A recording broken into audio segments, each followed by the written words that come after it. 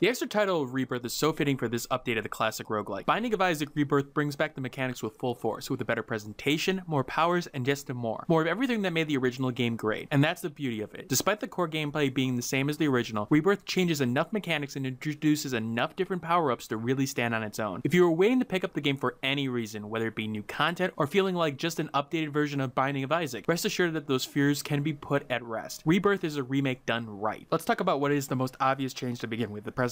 While it's not an utterly jaw-dropping change from the original game, in the windowed mode of the game, to me it's definitely an improvement. I specifically mention this because at full screen the game's resolution takes a weird hit. I'll go into that in a little bit, but to me the game looks nicer in pretty much every way. Character models are crisp and enemies are full of life. There are certain touches that have been added to levels to give the environment even more background and story behind it. However, in terms of animation and sound, Rebirth is frankly far beyond what the original was. There's a wider variety of music present, and the sound effects are kicked up a notch.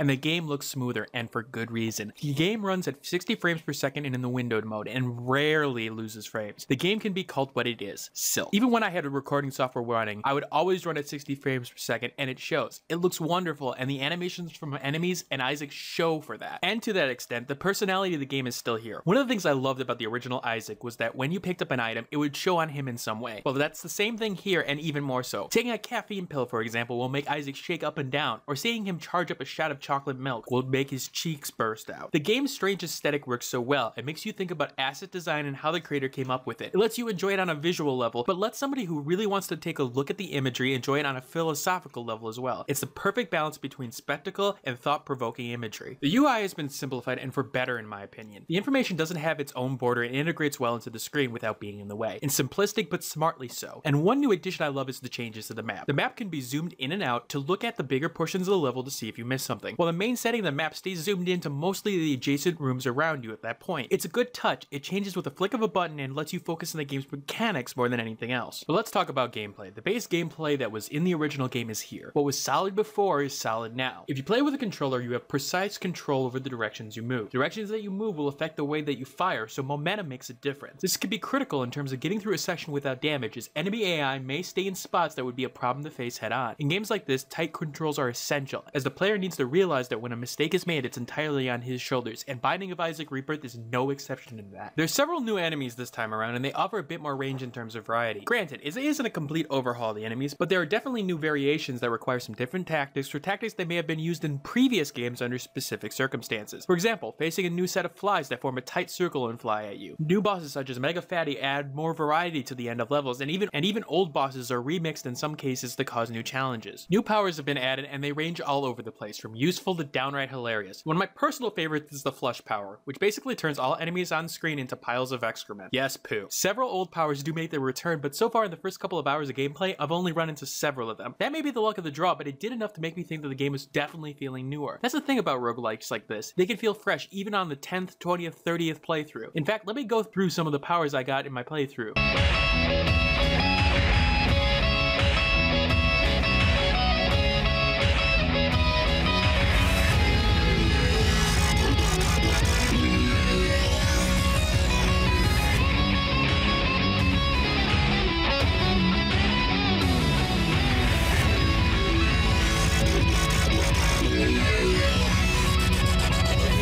Isaac can increase his stats through the various pickups of the world, and there are 6 primary stats this time around. Speed for Isaac's ability to move around the map quickly, fire rate for the tiers that Isaac fires, power for those tiers, the amount of damage it does per shot, shot speed for how fast the tier moves across the screen, range for how far the tier moves across the screen, and luck, which is how lucky you are to find an item when clearing a room. However, there are more hidden stats that aren't shown. Faith, Evil, Special, and Sin are 4 hidden stats based on the Binding of Isaac Rebirth wiki. These can affect the possibility of special items spawning or other related mechanics. All in all, more stuff to affect the game as it goes along. Leveling up your character is one of the biggest enjoyments of this game, as you see Isaac turn into an unstoppable powerhouse ready to take on Mom and other challenges. But let's really go into the changes of the game from the gameplay level as compared to Binding of Isaac. One of the bigger ones is the introduction of the bigger rooms. It seems simple in nature, but looking at the gameplay as a whole, it's bigger than that. In the original game, you could always see see the entire boundaries of the room you were in, and thus you could easily plan where to go and where all the enemies were. That's not entirely the case anymore, and it leads to changed up tactics, making you wonder if wandering into unknown territory is a good idea. It's such a simple design change, but makes a vast difference in gameplay. These rooms usually have a lot more enemies, and definitely can be more chaotic given the circumstances. One cool feature they've added is a seed of the map. If you play the game, you can write down a seed of the map that you are currently playing by pausing the game. You can use that seed to play that particular random map again, and this is a cool feature to help you get through the game to actually get through those levels. You can get better and better knowing which way to go and which rooms to avoid. It's a welcome feature to the franchise. Honestly, are there any negatives about this game? Actually, there are a couple. For some reason, the only controls available for me was through this 360 controller via the PC. Attempting to play it with the keyboard and mouse didn't work whatsoever. While I prefer to play it with the controller, it was surprising. And also beyond that, no bindable keys. Again, I don't like using the left and right bumpers if I really don't have to, and considering that bombs are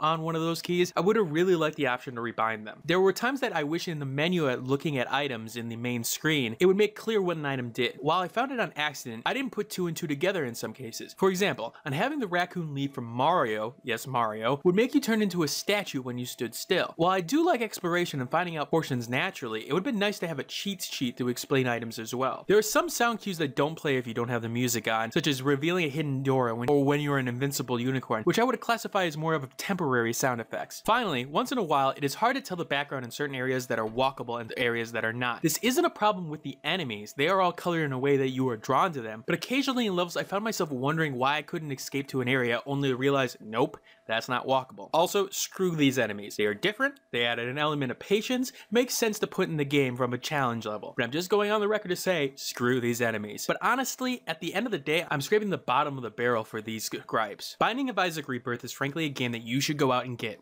right now. If you're a PlayStation 4 owner and have PlayStation Plus, get on your PS4 right now and download it now because it's free for PlayStation Plus owners this month. Otherwise, the game is $15, and if you're a fan of roguelites of any sort, or even curious about the genre, you will spend hours and hours on this game. Let me put it this way. I would have loved to go even deeper into this video, mostly because it would give me even more reasons to keep playing this game right now and not move on to other videos. But don't get me wrong, I'll be playing this game for months to come. Get this game. Hey, thanks for watching. If you have a chance, leave some feedback and comments below. If you liked the video, hit that like button. And if you want more content like this, hit that subscribe button. This is Dragonix signing off, hoping that gaming brings as much fun to you as it does for me.